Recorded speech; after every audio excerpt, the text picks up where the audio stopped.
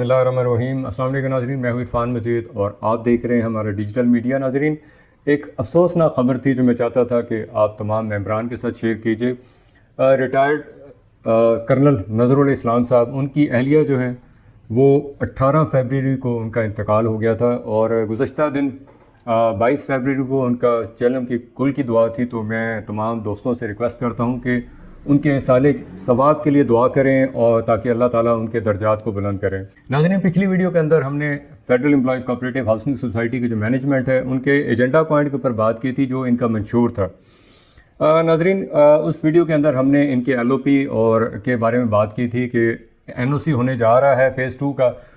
جس کے اوپر بہت سارے لوگوں نے ہمیں کہا کہ آپ پاکستان انوائرمنٹل ایجنسی کو جا کے اپلیکیشن دیں کہ اس کام کو روکا جائے۔ لیکن ناظرین،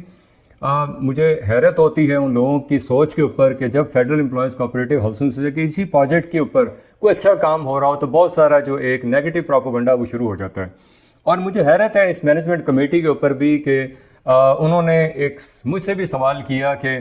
کیا آپ نے اور چودھری ماجد نے اور طارق کریم نے اور میاں مقصود نے کیا کوئی اپلیکیشن اس ڈپارٹمنٹ میں دی ہے تاکہ کوئی اس طرح کا کوئی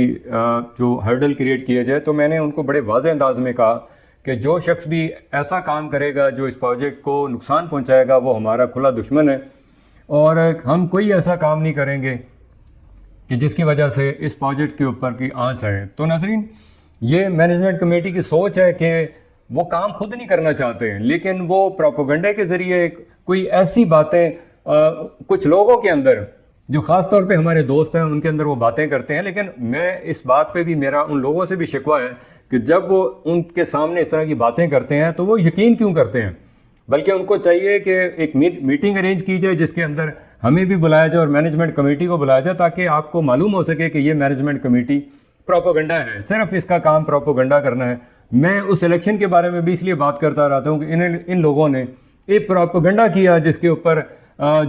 جن لوگوں نے 13-14 سال اس پروجیکٹ کو بنایا ان کے خلاف 7.5 ارب روپے کی کرپشن کا ایک الزام لگایا گیا، اور اس کو اتنا ہائی لائٹ کیا گیا کہ لوگوں نے سمجھا کہ یہ پروجیکٹ جو ہے وہ 7.5 ارب روپیہ کو کھا گیا ہے۔ لیکن ناظرین، جب یہ نیب کی ایک رپورٹ آئی اور انہوں نے اس کے اوپر تحقیقات کی تو اس پروجیکٹ کے اوپر جو کلیکشن تھی، یعنی جو پیسہ اکٹھا ہوتا ہے وہ 7.5 ارب تھا۔ یہ 2017 کی اے جی ایم میں لکھا ہوا ہے، اور 2017 تک جو پیسہ کلیکشن تھی 7.5 ارب روپیہ جو ہے وہ اس میں کلیکٹ ہوا، اور 10 ارب روپیہ کا جو ہے وہ اس میں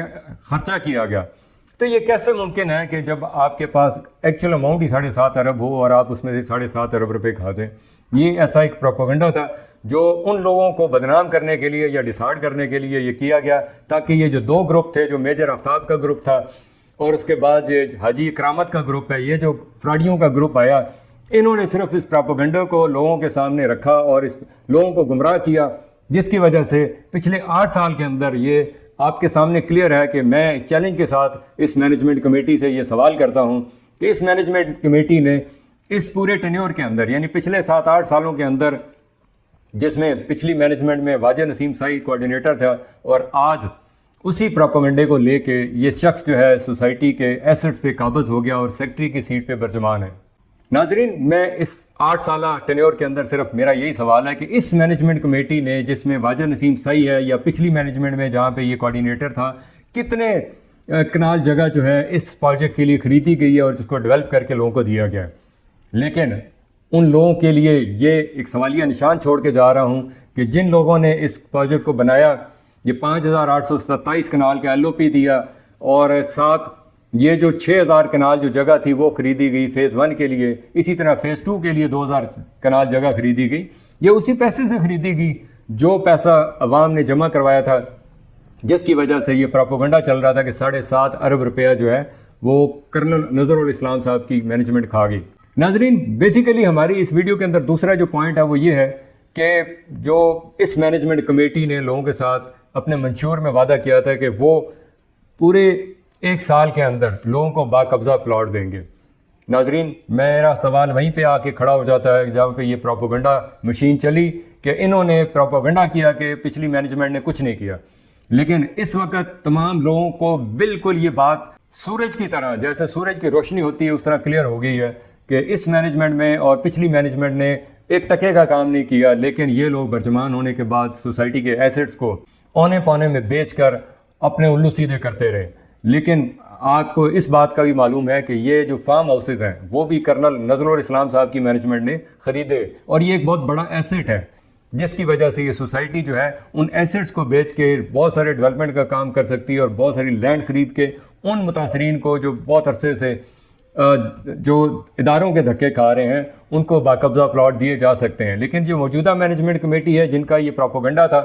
कि वो 1 साल के अंदर आके लोगों को बाकब्ज़ा प्लॉट देंगे, मैं उन लोगों से पुरजोर अपील करता हूं कि जिन लोगों को इस टेन्योर के अंदर बाकब्ज़ा प्लॉट दिए वो सामने आए और मालूम हो सके, या मैनेजमेंट कमेटी जो है वो हमें हमारे स्टूडियो में ज्वाइन करें, हम उनको वेलकम करेंगे और उनको बिल्कुल क्लियर कट इस सवाल के ऊपर लाएंगे कि उन्होंने कितने लोगों को बाकब्ज़ा प्लॉट दिए। नाजरीन, इनका प्रोपोगंडा जो है इस प्रोजेक्ट को बर्बाद करने के लिए काफ़ी है। जिस तरह कि इनको मालूम था कि लोगों ने, जब इन लोगों ने वादे किए कि 1 साल के अंदर हम बाकब्ज़ा प्लॉट देंगे, तो इन्होंने अपने एक मोहरे को खड़ा करके वो तमाम प्रोजेक्ट जो है वो कोर्ट कचहरी में बर्बाद कर दिया। आज के इनके लिए एक सेफ साइड है कि जब भी इनसे कोई तकाजा करता है कि हमारे प्लॉट का कब्ज़ा दिया जाए या हमें प्लॉट दिया जाए, तो इनके पास एक ही जवाब होता है कि कोर्ट्स में जो तमाम मैटर्स हैं वो कोर्ट्स में हैं और इसलिए हम कुछ नहीं कर सकते। अब मेरा इनसे यही सवाल है कि इनको कोर्ट कचहरी में लेके जाने वाला कौन है? वो शख्स जो गुजरांवाला से उठा, उसको पूरी लीगल टीम ने वहाँ पे सपोर्ट किया, एक पिटीशन दायर की गई जिसकी वजह से ये सीनियरिटी का एक शोशा चलाया गया। मेरी नाजरीन आपसे बिल्कुल क्लियर और वाज़ेह आपको ये मैं बता सकता हूँ कि मेरा, क्योंकि इदारों में चक्कर लगता रहता है, कोऑपरेटिव इदारे में मुझे बहुत क्लियर बताया गया कि ये जो इन्होंने सीनियरिटी लिस्ट जो हाई कोर्ट में जमा करवाई है ये एक बोगस और फ्रॉड है। जब भी एनओसी और एलओपी के बाद तमाम चीज़ें क्लियर होंगी तो सीनियरिटी लिस्ट वो बनाई जाएगी जिसके ऊपर मेंबरान सेटिस्फाई होंगे और जिस तरह मेंबरान को मालूम हो सकेगा कि ये प्लॉट उनको किस तरह बाकब्ज़ा दिए जा सकते हैं। नाजरीन, बहुत सारी और भी खबरें हैं जिसको हम नेक्स्ट वीडियो के अंदर आपके साथ शेयर करेंगे। इसी के साथ हम, क्योंकि इनका जो प्रोपोगंडा था कि हम 1 साल के